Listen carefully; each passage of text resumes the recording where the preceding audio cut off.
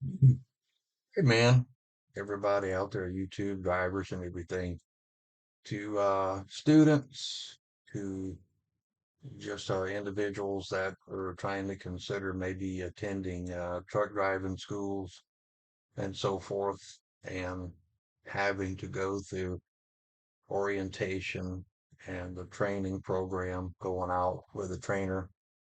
Um, I started driving for MS Carrier back in 1994. Um, I believe I was sent to Memphis, Tennessee. We had to go through about a week of orientation. This is one after I'd come out of driving school. Um, After that, after it was all over, it was pretty good setup. They put us in a good hotel. They fed us breakfast in the hotel and lunch in the midday. After the orientation was over, you went and met your dispatcher. Um, then you met your trainer and you got into your truck and took off. Um, Actually, what happened to me, and that happened to some drivers who had a trainer available. Me, I ended up getting a ride with another driver and going home for a little while until my trainer was available. Uh, Have a long story short, he had a hip injury. He had just lost his mother-in-law, who he loved very much, and I got in the truck. He asked me if I wanted to drive first. I said sure, so I got in the truck and we took off. And he looked over at me and he says, "Out of all the people that I've ever trained before, you're the first one that's ever shifted through the gears all the way up without missing one and grinding the gear."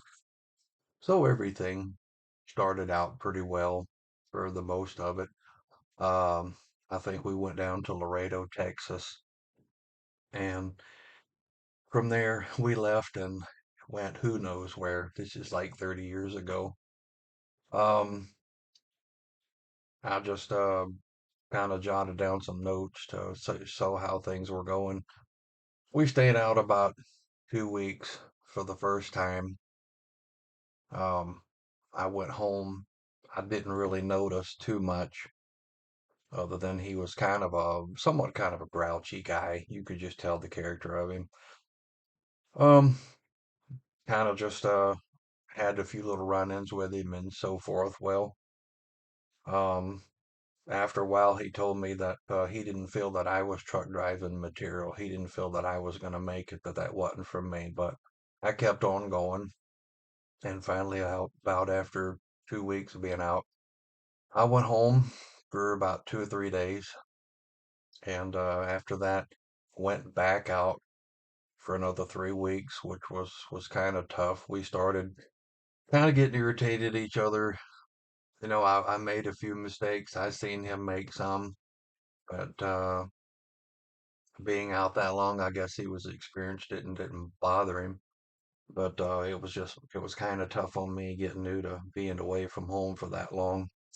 So we ended up coming back into Memphis, and he went in and talked to the orientation, the training department, and just told him that he didn't feel like I was working out. I was able to give my part of what I felt about him, and I could hear them two arguing with each other. And I don't think the department was very happy with him because he wasn't keeping students on the truck for very long, and they were having to go for with other trainers. So he went on. I got a ride with another driver, and went home. And I think I stayed home for about 2 weeks or so before they called me and told me that they had another trainer for me. So I went down and to the yard there and met up with him, and we left.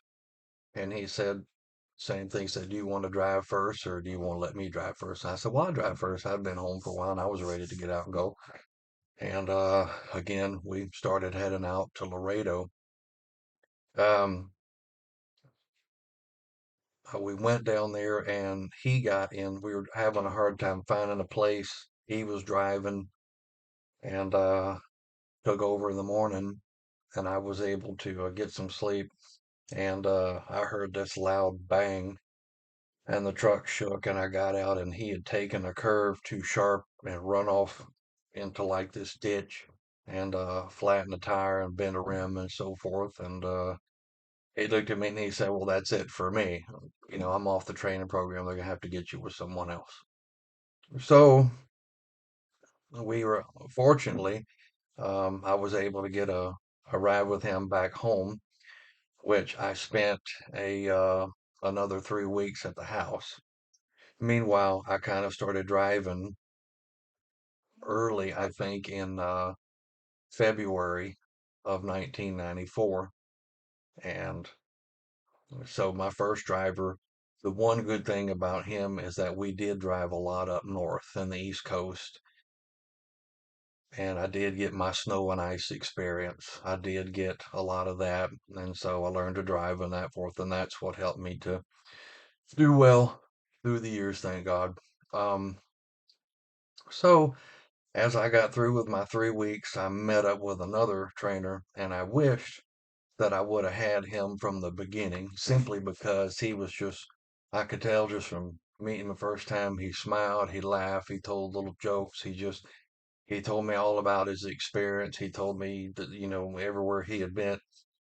And we had to go through or deliver a load to New York City. So I got to deliver I got to go drive through New York City and see Brooklyn and Queens and everything in that and see how bad the roads are and the driving experience. It was a requirement. You at least had to go through it and deliver a load down there. So we did end up delivering a FedEx load. Quite an experience, but it was enjoyable. This guy, he'd been driving for quite a number of years. He knew what he was doing. He had kicked few drivers off of his truck. Most of them finished their training and went on, and several drivers would see him later on, and I would see him. They were coming up to him at the terminals and saying, "Thank you for teaching me and being such a good trainer. I'm a better driver because of you." So forth, and we just had a great time. So I went back to Memphis, and there I completed the rest of my training, took my driving and backing tests and so forth, and a little bit later, I had my own truck. Now, the thing about it is, I first started driving with my first trainer in February. By about all close to the middle of the year, maybe around June, I think I finally got my own truck.